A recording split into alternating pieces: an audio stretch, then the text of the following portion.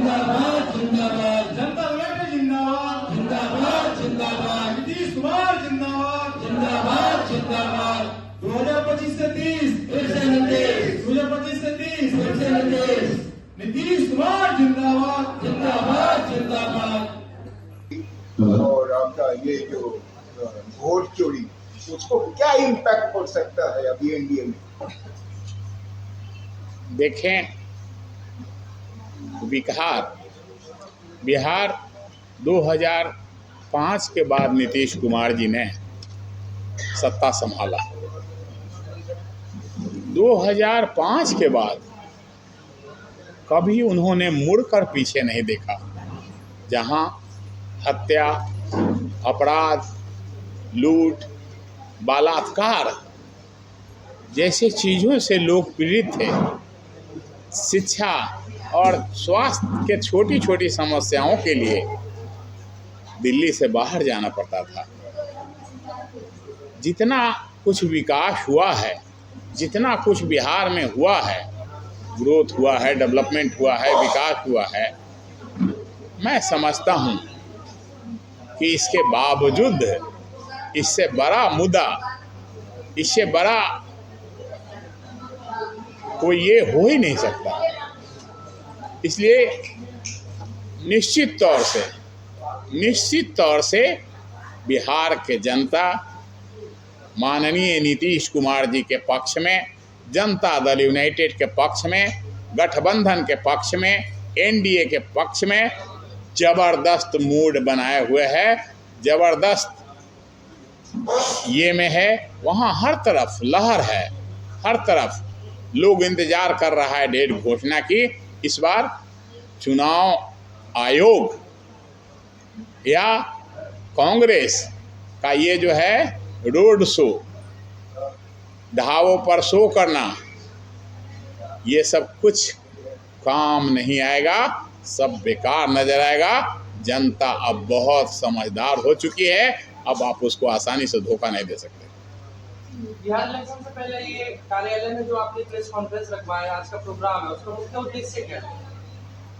आज का उद्देश्य जो कार्यालय में है, हमारा उद्देश्य है कि हम बिहार चुनाव के लिए अपने कार्यकर्ताओं को, अपने नेताओं को जागरूक करें, ताकि जो हमारे मतदाता हैं वो लोग समय से बिफोर चलें, समय से पहले चलें, लोगों को जागरूक करें और अपना मतदान करें। लेकिन जो मतदाता नहीं हैं वो भी चलें और लोगों को प्रेरित करें, वहाँ के कामों की जानकारी दें, इतिहास बताएं।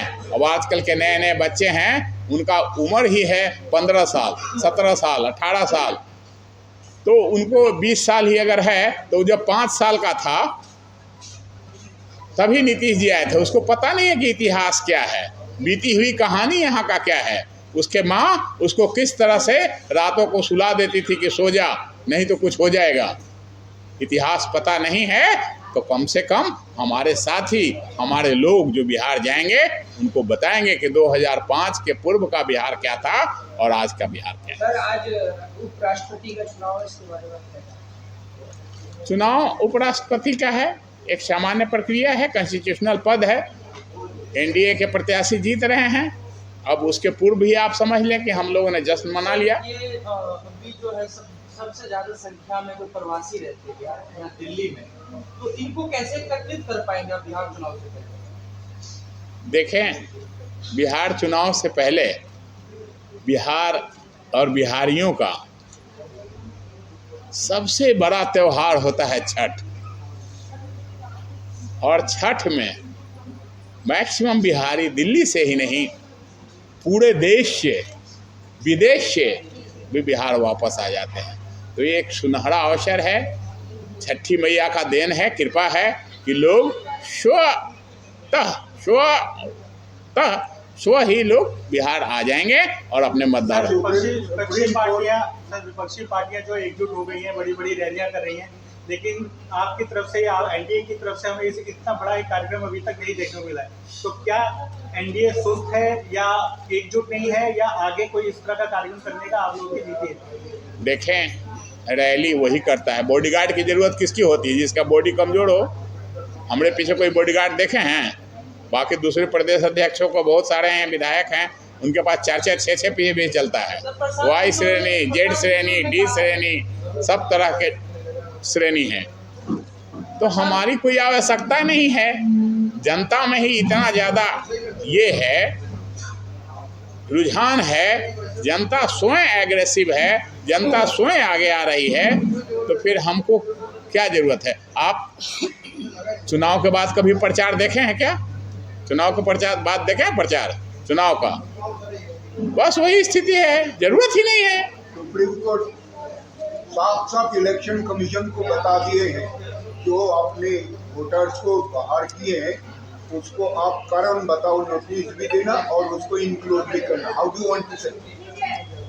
चूँकि संवैधानिक अधिकार है, अगर हम भारत के नागरिक हैं, आप सभी में से कोई भी व्यक्ति अगर देश का नागरिक है, उसका उम्र 18 से ऊपर है, मताधिकार करने का अधिकार उसको है, तो हर हाल में आपको मताधिकार करने का अधिकार देना चुनाव आयोग की पहली प्राथमिकता है। अगर सुप्रीम कोर्ट ने ये कहा तो न्यायोचित है, उचित है, और चुनाव आयोग का काम भी यही है कि हर मतदाता को उसके मत के लिए योग्य करना उसका नैतिक जिम्मेवारी है। सर, प्रशांत किशोर ने कहा है कि जेडीयू की 25 से ज़्यादा सीटें नहीं आएगी बिहार। प्रशांत किशोर है ही क्या, कल तक एक प्लानर था, नीतीश कुमार के अंडर में ही काम करते थे। हमारे एनडीए में सबसे पहले मोदी जी के साथ आए थे। हर कुत्ता काशी चल जाएगा क्या? हर कुत्ता अगर काशी ही चला जाए तो फिर हम लोगों को गलियों में लात डंडा कौन खाते रहेगा? प्रशांत किशोर जी उन्हीं कुत्तों में हैं जो अभी भी खा रहे हैं लात जूता, कल भी खाएंगे। उन लोगों का नाम मत लें तो ज़्यादा बेहतर है। सर, बिहार में उनकी कोई औकात नहीं है। क्या करेंगे एनडीए सर? सर, प्लाइन का मुद्दा चल रहा है बहुत बड़ा, भी जन स्वराज पार्टी को उठा रही है। अब प्लान का मुद्दा आज से नहीं है बाबू, प्लान का मुद्दा बहुत पुराना है, और मैं जब पैदा हुआ था तब भी था। इसलिए कि आर्थिक रूप से बिहार जैसे ही अलग हुआ, बिहार जैसे ही दो भागों में हुआ, बिहार और झारखंड, बिहार के पास कुछ नहीं बचा, केवल भालू और लालू जी के अलावा, भालू और लालू ही केवल बचा था। परिणाम क्या हुआ कि रोजगार के लिए आप कहीं तो जाएंगे, शिक्षा के लिए कहीं तो जाएंगे, तो लोग पलायन हुए। अब जल्द ही आप देखेंगे कि भारी संख्या में लोग वापस भी आ रहे हैं, और आने वाले दिनों में युवाओं को ये अवसर नहीं मिलेगा। सर, आखिरी सवाल आपसे, क्या संदेश देना चाहेंगे बिहार के लोगों को? बिहार के लोगों को एक पार्टी के व्यक्ति होने के नाते मैं इतना ही संदेश दूंगा कि सब लोग जात पात समाज व्यक्ति से ऊपर उठकर नैतिकता के आधार पर अपने दिल पर हाथ रखकर एक बार सोचें। अगर आपको लगता है कि वाकई नीतीश कुमार जी ने बहुत काम किया है, तो उनकी मजदूरी निश्चित तौर पर उनको मिलना चाहिए।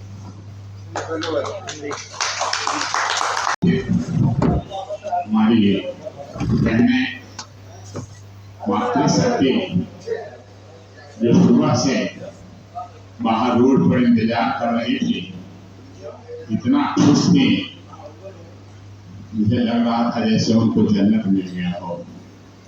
मुझे के ऑफिस तक आई, बहुत ही हर्ष उल्लास और खुशी का विषय था। मैं आप सभी बहनों को आज के इस कार्यक्रम में उपस्थित होने के लिए मैं अपनी हार्दिक शुभकामना एवं बहुत बहुत बधाई देता हूँ। जैसा कि समय ज़्यादा हो रहा है, आप लोगों को न पानी मिला है ठीक से, न चाय, न नाश्ता, तो किसी भी कार्य को करने के लिए एनर्जी तो चाहिए, शक्ति तो चाहिए। और वैसे भी भगवान के बड़े भक्त भी कहते हैं कि भूखे भजन न हो गोपाला, ले लहू अपनी कंठी माला। तो भूखे तो कुछ नहीं हो सकता, दिल के डेढ़ से ऊपर बढ़ चुके हैं। अगर मैं अपनी वाणी को, अपनी भाषण को मैं लंबा खींचूं तो शायद सुनने में भी अच्छा नहीं लगेगा, इसलिए कि भूख बहुत लग जाने के बाद, भूख लग जाने के बाद सब कुछ अच्छा नहीं लगता है। तो मैं बस 2-3 मिनट में ही समाप्त करूंगा, फिर आगे आप लोगों से बात करूंगा। तो आज के इस कार्यक्रम में आए तमाम साथियों का, बहनों के साथ साथ उन तमाम साथियों का जो अलग अलग जगह से, प्रदेश से, अलग अलग विधानसभाओं से चल कर आए हैं, उन सभी को मैं अपनी हार्दिक शुभकामना बहुत बहुत बधाई देता हूँ। साथ ही इस कार्यक्रम में उपस्थित हमारे पार्टी के वरिष्ठतम व्यक्ति श्री अमरेश्वर राय जी, श्री अशोक प्रधान जी के नाम से जानते हैं आप लोग, अशोक प्रधान जी, श्री गौरी शंकर राजहंस जी, श्री हमारे कृष्णा भदौड़िया जी, हमारे पार्टी के श्रिया हमारे सोहन जी, हमारे सिया राम राय जी, हमारे एल.के. झा जी, हमारे पार्टी के सक्रिय जुझारू, लगन से मेहनती नेत्री श्रीमती पूजा शर्मा जी के साथ भोकला से हमारी बहुत सारी पुरानी साथी, पुरानी बहन, उन सभी को साथ में हमारे सूर्या सेन जी, शोभा बहन जी, महिला मोर्चा की अध्यक्षा हैं, शोभा बहन जी को भी, संतोष जी को भी, और बहुत सारे जो हमारे साथी हैं, बहादुर जी, बहुत सारे लोग हैं। सभी लोगों को अगर बारी बारी से सभी का नाम लूं तो लंबा हो जाएगा। तो सभी लोगों को मेरी हार्दिक शुभकामना, बधाई, आभार। साथियों, जैसा कि मेरे पूर्व के वक्ताओं ने अपनी बातें रखी हैं, अपनी अपनी बातें कही हैं, मुख्य रूप से बातें इतना ही है कि बिहार जानते हैं, हम लोग बहुत सारे लोग बिहार से हैं, बिहार में बहार है, और फिर नीतीश कुमार है, 30 वर्षों से शासन है बिहार में नीतीश कुमार जी का, और आज तक उन्होंने प्रदेश का सारा इंफ्रास्ट्रक्चर सारा कुछ ठीक कर दिया। सड़क भले सड़क कहीं नहीं था, एक एक जगह जाने में जो बिहार के लोग नहीं हैं, मैं उनको बता दूं, एक एक जगह जाने में पूरा दिन लग जाता था, 1000-1000 रुपया तक बारिश के मौसम में खर्च होते थे। आज पूरा बिहार हर व्यक्ति के दरवाजे और हर व्यक्ति के गांव पर रोड उपलब्ध है, पानी उपलब्ध है, बिजली उपलब्ध है, और तो और हमारी बहनों को, महिलाओं को, जीविका दीदियों को, जिनकी संख्या लाखों में हो गई है, उनको रोजगार दे करके उन्होंने बहुत ही प्रोत्साहित किया है। आज के दिनों में नीतीश कुमार जी ने वहाँ की जो वृद्धा बहनें हैं, हमारी जो वृद्धा माताएं हैं, प्राय ऐसा होता है कि जब हमारे समाज में कोई भी व्यक्ति वृद्ध हो जाता है, तो वृद्ध होने के बाद पति पत्नी, बच्चे, बेटा बेटी जो भी लोग हैं, क्योंकि अपने आप में व्यस्त हो जाते हैं, अपने आप में ही व्यस्त रहते हैं, उनको नहीं समय रहता कि अपने माँ बाप का ध्यान रखा जाए, ख्याल रखा जाए। उसको भी माननीय नीतीश कुमार जी ने पूरा भरपूर सहयोग किया है। 400 से पेंशन से 400 से 1100 रुपया किया है, ये बहुत बड़ी उपलब्धि है। आज हमारी कोई नानी दादी अपने नाती और पोते के लिए कभी सोचती नहीं कि अगर बेटी आएगी, नाती आएगा, वोट आएगा तो मैं कहाँ से उसको चॉकलेट दूंगा, कैसे उसको मदद करूंगा। हर कोई खुश है। बिजली भी उसी तरह सभी लोगों को 125 यूनिट तक बिजली फ्री किया है उन्होंने। महिलाओं के लिए तो बहुत कुछ किया है। आज पूरे देश ही नहीं, पूरा विश्व उनको अपना आदर्श मानता है। पूरा देश आज उनसे सीखता है। आप देखेंगे कि बहुत सारी योजनाएं, जैसे जल नल योजना ही ले लें, जल जीवन हरियाली ही ले लें, सबसे पहले बिहार में शुरू हुआ था। आज देश से न जाने कितने राज्यों में चल रहा है। और तो हमारे पार्टी सहयोगी पार्टी गठबंधन बिहार पूरे देश में इसको लागू किया है। निश्चित तौर पर नीतीश कुमार जी का ये मॉडल विकास का ये मार्ग काफी लोकप्रिय हुआ है। तो मैं ज्यादा ना कहते हुए आप लोगों से इतना ही कहना चाहता हूँ कि जो भी हमारे बिहार के मतदाता भाई बंधु हैं, वो सब लोग चुनाव में चले। हम लोग यहाँ रजिस्ट्रेशन कर रहे हैं, ले भी जाएंगे, लाएंगे भी, वहाँ पर व्यवस्था करेंगे। आप सभी लोग बिहार चुनाव में चले। अगर आपका मत है, आपका वोट है, तो अपना मतदान करें। अगर आपका वोट नहीं है, कोई बात नहीं, तो जो वहाँ के मतदाता हैं, जो वहाँ के वोटर हैं, उनको प्रेरित करें और हमारे जनप्रतिनिधियों के साथ आप में और कुछ दिन बिताएं। मैं वादे के साथ इतना ही कह सकता हूँ कि 20 वर्षों तक उन्होंने बिहार का सारा कुछ विकास कर दिया, कुछ बाकी नहीं है। पढ़ने लिखने, कॉलेज, स्कूल, महिला का रिजर्वेशन, मुखिया सरपंच से लेकर के आम विधायक से लेकर के हर महिलाओं की भारी भीड़ है। अब अगर बचा है, एक ही चीज बचा है, रोजगार।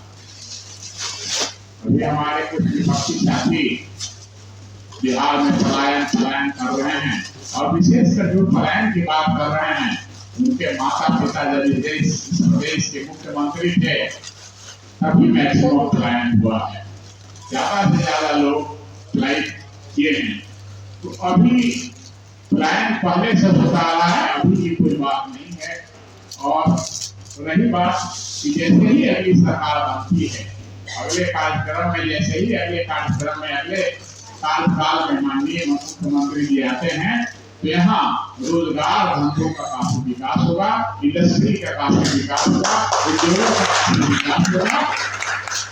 और कोई भी हमारे बिहार की बहन माता बहन को बिहार से बाहर रोजगार के लिए नहीं जाना पड़ेगा, काम के लिए नहीं जाना पड़ेगा, भय से नहीं भागना पड़ेगा। इसलिए आने वाले 25 से 30 फिर से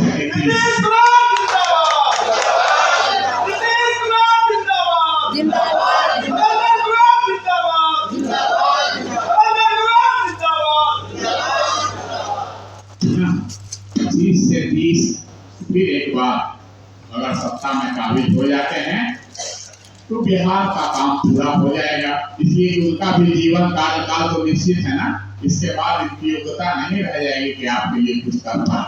एक अनुभवी व्यक्ति, एक विश्वासी व्यक्ति, एक योग्य व्यक्ति के आपको अगर आप खो देते हैं, तो फिर कौन आएगा, ये करना बहुत मुश्किल है। और जो विकास की रफ्तार है, जो विकास जिस रफ्तार से चल रहा है, बढ़ रहा है, अगर विकास रुक जाता है तो पुनः एक बार जो उपलब्धि हुई है उसमें तो प्रश्न चिन्ह लग ही जाएगा, आगे के भविष्य पर भी प्रश्न चिन्ह लग जाएगा। इसलिए आप सभी लोगों से पुनः अनुरोध है, सभी लोग अपने लोगों को, अपने परिचितों को, अपने रिश्तेदारों को, अपने भाई बंधु को, अपने शागिर्द लोगों को ये सारी बातें बताएं और एक बार प्रयास करें कि एक बार और कम से कम एनडीए नीतीश कुमार की वहां सरकार बन जाए, ताकि अधूरे स्वप्न जो है हर बिहारी का, अधूरा जो स्वप्न है पूरे देश में ही नहीं, पूरे विश्व में एक मॉडल के रूप में जाना जाए। और पूरे विश्व में लोग नीतीश जी को अपना आदर्श समझने लगे और ये भी कहने लगे कि नामुमकिन कुछ भी नहीं, हर कुछ मुमकिन। तो हर कुछ मुमकिन होगा और आप सभी लोग स्वयं देखेंगे हर कुछ संभव है। मैं समझता हूँ कि ज्यादा लंबा करते हुए मैं आप सभी लोगों को, मैं अपने साथियों को, विशेषकर पार्टी के पदाधिकारियों को, आप सभी बहनों को, हमारे पार्टी के सभी भाइयों को, हमारे मंचासीन सभी लोगों को मैं सम्मान करता हूँ। पुनः एक बार सबको नमस्कार करता हूँ। बहुत बहुत शुभकामनाएं। जनता दल यूनाइटेड जिंदाबाद, नीतीश कुमार जिंदाबाद। तो मैक्सिमम विकास, मैक्सिमम ये के काम करेंगे, बड़े भाई की भूमिका में रहेंगे। चिराग को लेकर के क्या सोचते हैं? चिराग ने तो बहुत पिछली बार डैमेज किया जरूर। देखें, उन्होंने जो क्षति किया कुछ होगी, तो ये निर्णय के लिए मंथन हो रहा है, बाकी सीटों का बंटवारा तय है। ठीक है, थैंक